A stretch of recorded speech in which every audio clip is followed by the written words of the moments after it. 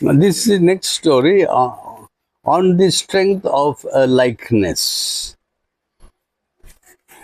If your mirror is broken, look into still water, but have a care that you do not fall in. That's just a saying. Now, this story starts. Next to a required attachment, one of the most convenient things that a young man can carry about with him at the beginning of his career is an unrequited attachment.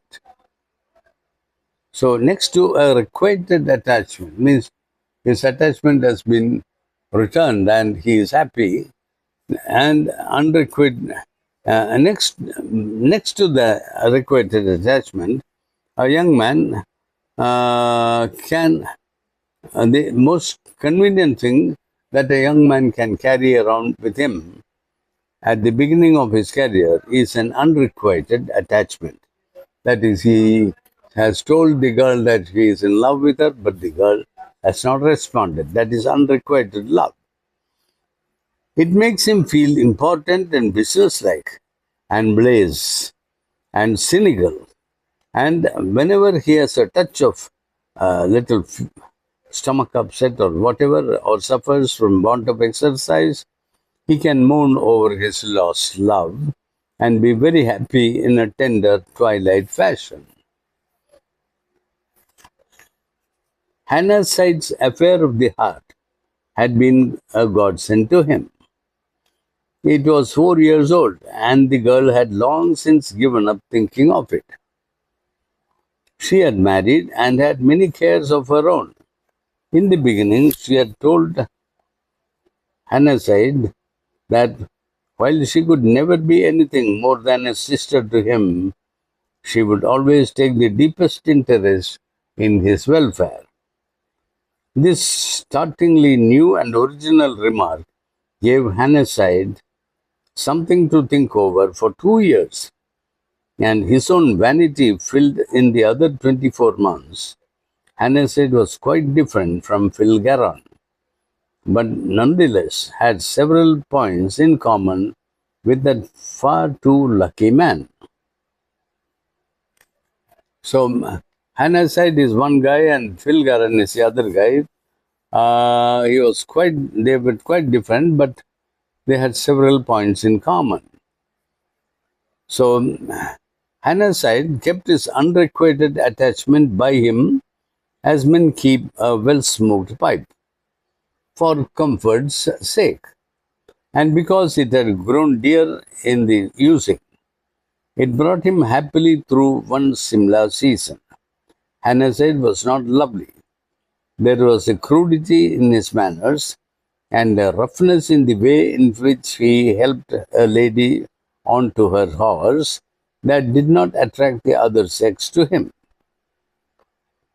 even if he had cast about for their favor, which he did not. He kept his wounded heart all to himself all the while. Then trouble came to him. All who go to Simla know the slope from the telegraph to the public works office. Hannah said was loafing up the hill one September morning between calling hours when a rickshaw came down in a hurry, and in the rickshaw sat the living, breathing image of the girl who had made him so happily unhappy. Hannah said leaned against the railings and gasped. He wanted to run downhill after the rickshaw, but that was impossible. So he went forward with most of his blood in his temples. It was impossible for many reasons that the woman in the rickshaw could be the girl he had known. She was, he discovered later, the wife of a man from Dindigul or Coimbatore or some out-of-the-way place, and she had come up to Shimla early in the season for the good of her health. Now, Dindigul is a place, Coimbatore is a place, these are names of the places. And she had come early in the season for her health. She was going back to Dindigul or wherever it was at the end of the season, and in all likelihood would never return to Shimla again, her proper hill station being Uttarakhand. That night, Hannah said, saw raw and savage from the raking up of all old feelings, took counsel with himself for one measured hour, 1 hour. What he decided upon was this, and you must decide for yourself how much genuine affection for the old love and how much a very natural inclination to go abroad and enjoy himself affected the decision. Mrs. Landis Haggart would never, in all her human likelihood, cross his path again. So whatever he did didn't much matter. She was marvelously like the girl who took a deep interest and the rest of the formula. All things considered, it would be pleasant to make the acquaintance of Mrs. Landis Haggart, and for a little time, only a very little time, to make believe that he was with Alice Chisholm again. Alice Chisholm is the girl whom he had expressed his love for and who had not returned his love, and who had told him that she would be uh, nothing more than a sister to him, but she'll take the deepest interest in his welfare. So, so he wanted to make believe that this Lady Haggart was Alice Chesson again. Everyone is more or less mad on one point. Hannaside's particular monomania was his old love, Alice Chisholm. He made it his business to get introduced to Mrs. Haggart, and the introduction prospered. He also made it his business to see as much as he could of that lady. When a man is in earnest as to interviews, the facilities which Simla offers are startling. There are garden parties and tennis parties and picnics and luncheons at Annandale, and rifle matches and dinners and balls, besides rides and walks, which are matters of private arrangement. So there are ever so many events and occasions where he could be with her. There are garden parties and tennis parties and picnics and luncheons at Annandale, and rifle matches and dinners and balls, besides rides and walks, which are matters of private arrangement. Hannah's side had started with the intention of seeing a likeness, and he ended up by doing much more. He wanted to be deceived. He meant to be deceived, and he deceived himself very thoroughly.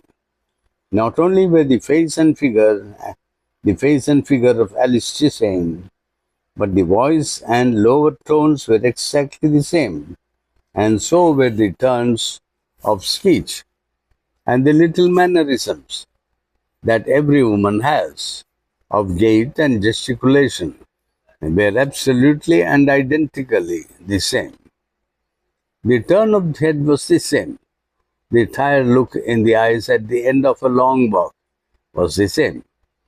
The stoop and wrench over the saddle to hold in a pulling horse was the same. And once, most marvelous of all, Mrs. Landis Haggart, singing to herself in the next room, while Hannah said was waiting to take her for a ride, hummed note for note with a throaty quiver of the voice in the second line. Poor wandering one, exactly as Alice Chisholm had hummed it for Hannah said in the dusk of an English drawing room.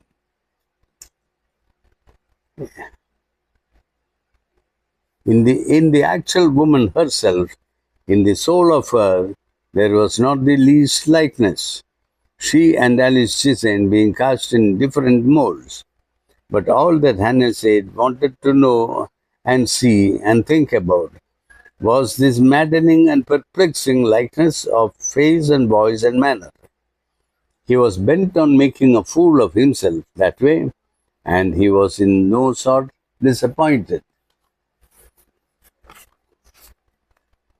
Open and obvious devotion from any sort of man is always pleasant to any sort of woman. But Mrs. Landis Haggard, being a woman of the world, could make nothing of Hannasade's admiration. He would take any amount of trouble. He was a selfish man habitually. He would take any amount of trouble to meet and forestall, if possible, her wishes.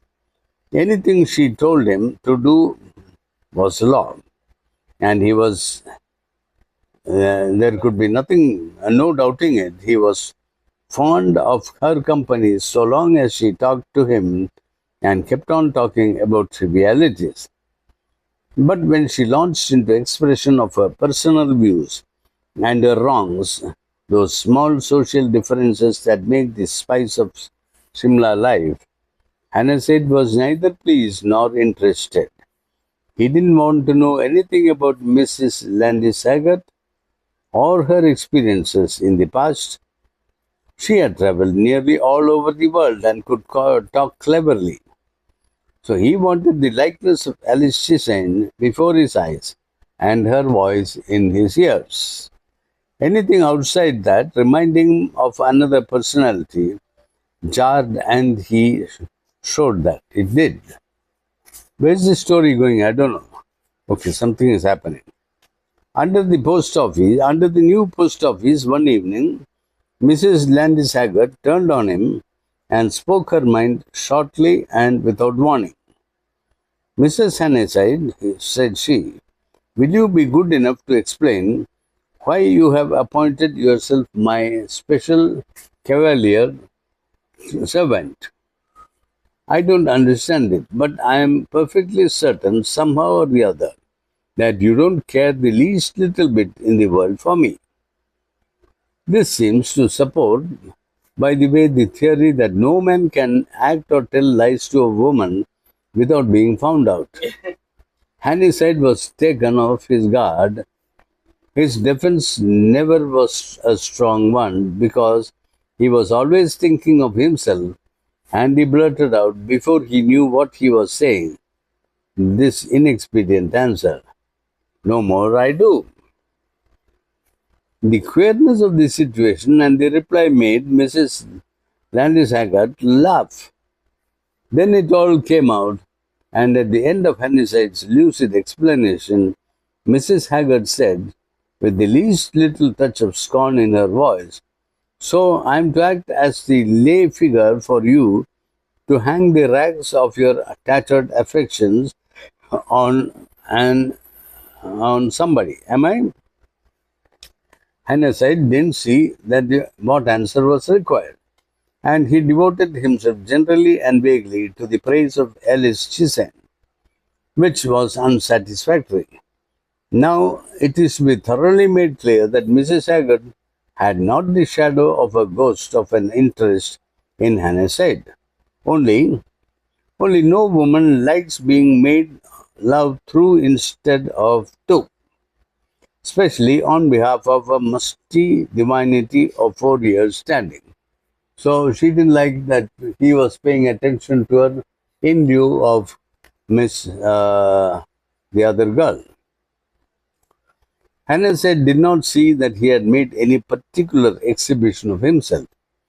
He was glad to find a sympathetic soul in the arid wastes of Simla. When the season ended, Hanasade went down to his own place and Mrs. Haggard to hers. It was like making love to a ghost.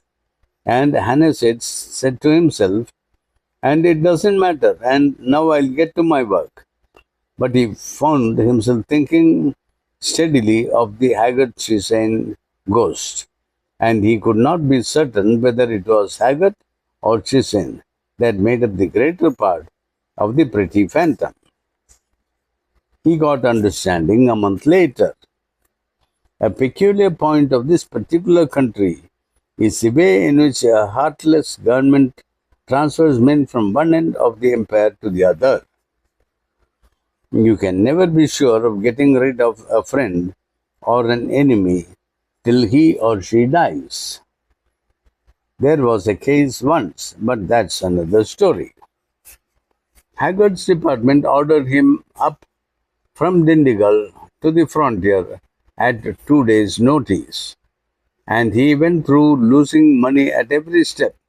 From Dindigul to his station, he dropped Mrs. Haggard at Lucknow to stay with some friends there, to take part in a big ball at the Chuttar Manzil, and to come on when he had made the new house a little comfortable.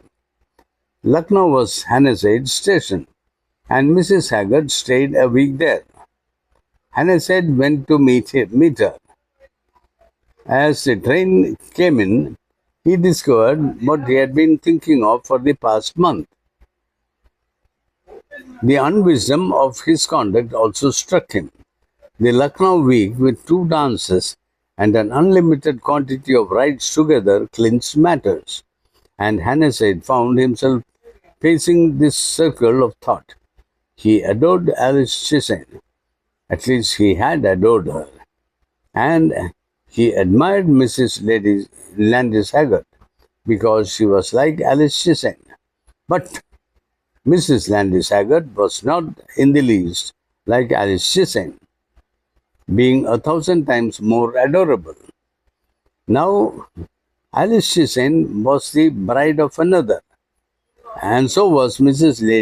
Landis Haggard, and a good, honest wife too. Therefore, he, Hanasaid, was here. He called himself several hard names and wished that he had been wise in the beginning. Whether Mrs. Landis Haggard saw what was going on in his mind, she alone knows. He seemed to take an unqualified interest in everything connected with herself, as distinguished from Alice Chisholm's likeness, and he said one or two things which, if Alice Chisholm had been still betrothed to him, could scarcely have been excused, even on the grounds of the likeness. But Mrs. Haggard turned the remarks aside and spent a long time in making Hanasaid see what a comfort and a pleasure she had been to him because of her strange resemblance to his old love. Hanasaid groaned in the shade and said, "Yes, indeed," and busied himself with preparations for her departure to the frontier, feeling very small and miserable. The last day of her stay at Lucknow came, and Hanasaid saw her off at the railway station. She was very grateful for his kindness and the trouble he had taken, and smiled pleasantly and sympathetically as one who knew the Alice Chisholm reason of that kindness. And Hanasaid abused the coolies with the luggage, and hustled the people on the platform, and prayed that the roof might fall in and slay him. As the train went out slowly, Mrs. Landis Haggard leaned out of the window to say goodbye. On second thoughts, all was, "Mr. Hanasaid, I go home in the spring, and perhaps I may meet you in town." Hanasaid shook hands and said very earnestly and adoringly, "I hope to heaven I shall never see your face again." And Mrs. Haggard understood. Well, that was the story. I read it. Whatever you understood, you understood. I didn't. It was neither here nor there. We'll find another good story somewhere. This book is having so many. Okay, another time, another story. Good luck. Thank you.